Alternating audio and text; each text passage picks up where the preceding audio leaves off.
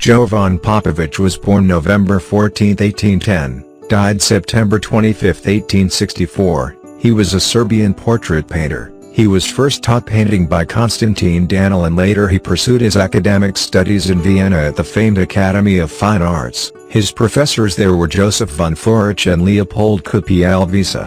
Popovic painted portraits of people, women, and children, members of the civilian population like his contemporary colleague Katarina Ivanovic.